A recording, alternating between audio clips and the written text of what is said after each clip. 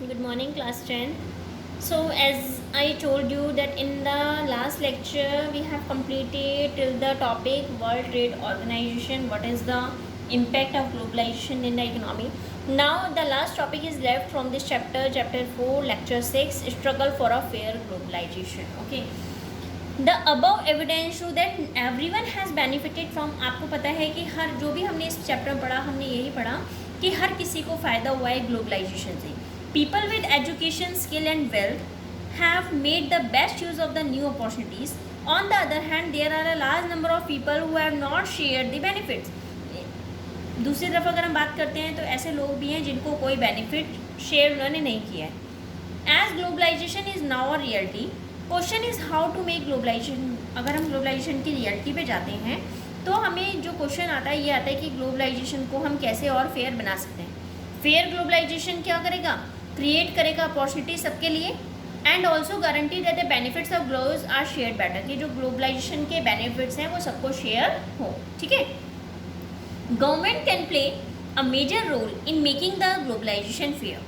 Government should have such policy that must protect the interest not only of the rich and powerful but all the people in the country. जो भी लोग हैं सब ऐसा ना हो कि सिर्फ लोग जो अमीर हैं उन्हीं का फ़ायदा करें, लेकिन जितने भी लोग हैं वीकर सेक्शन, पूरा सेक्शन, उन सब का क्या करें? बेनिफिट करें.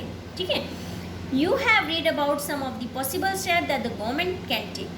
For example, government can ensure that labor laws are properly implemented. Government को इंश्योर करना चाहिए कि जो लेबर लॉज हैं उनको प्रॉपरली इम्प्लीमेंट किया जा रहा है या नहीं किया जा रहा है. वर्कर्स को उनके राइट्स मिल रहे हैं या नहीं मिल रहे हैं.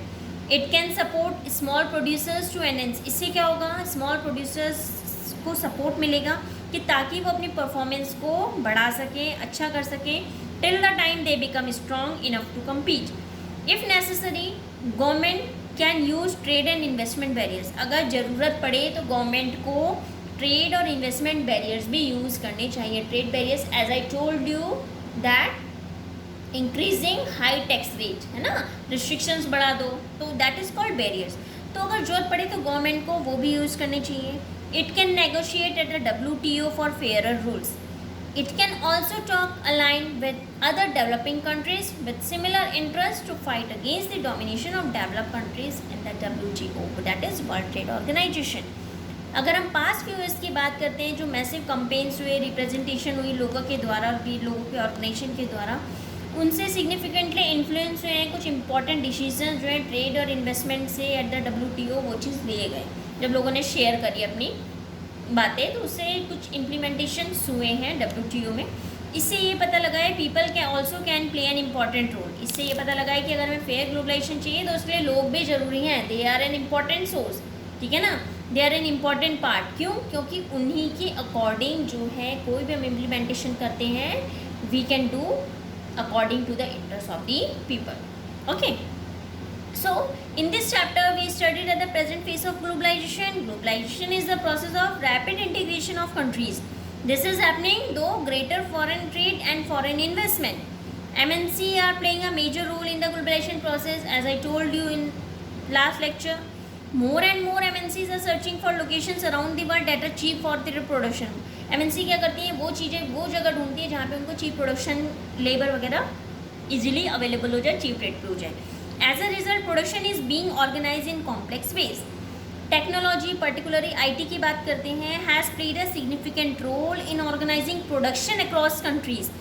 In addition, liberalization of trade and investment has facilitated globalization by removing barriers. मैंने आपको बताया था liberalization मतलब removing barriers, सब चीज़ें हटा दी.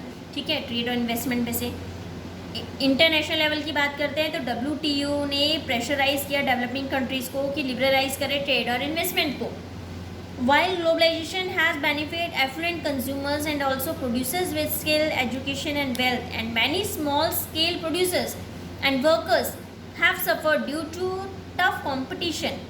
Fair globalization ने create करी अपॉर्चुनिटी सबके लिए और सबको ये चाहा कि सबको बेटर क्या और बेनिफिट्स फील हो. ठीक है ना. तो ये हमारा यहाँ पे चैप्टर फिनिश होता है. लास्ट टॉपिक हमारा यही था. तो आपको पता है कि चैप्टर 4 तक हमारा थ्योरी पोर्शन है. हमारा इको का सिलेबस ही कंप्लीट हो गया. Now from next lecture we will start our revision work because in term there will be 2 chapters for your economics, that is first chapter and second chapter. Okay, So we will start our revision work from our next video, that is next lecture.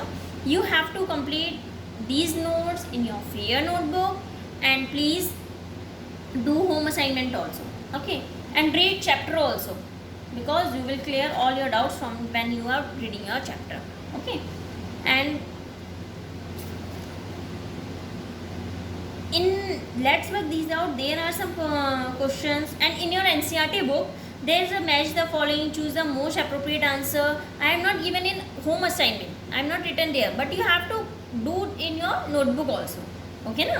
आपको वो सब अपनी notebook में करने हैं. Let's work these out के सारे questions आपकी नोटबुक में होने चाहिए.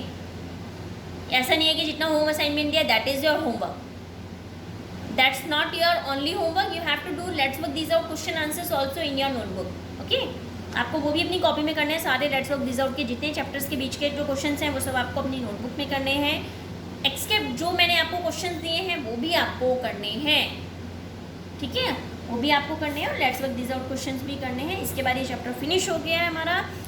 नेक्स्ट वीडियो में हम लोग अपना रिवीजन वर्क स्टार्ट करेंगे, development of sectors of the Indian economy, okay class. So class, thank you. If you have any doubt in any topic in any lecture, you can write that doubt in a paper, and then when you are clicking your pictures of your homework, then you can click that portion also and submit it into the with your homework portal also, okay ना. जो आप homework submit करोगे इसके साथ अपनी queries भी send कर देना, ताकि मैं एक लिस्ट बना सकूँ और जो भी जब हम रिविजन करेंगे उसमें वो चीज़ें हम लोग क्लियर कर लें, ठीक है. So class, please do this, and with your homework write your queries also, so that I can make a list, and then I will clear your queries and doubts when we will start our revision work. So class, be prepared for it. Be prepared for your term first examination, okay. Now you are giving your board examination. This time we are giving first time board examination, so please be prepared for it. All the best class. Thank you class.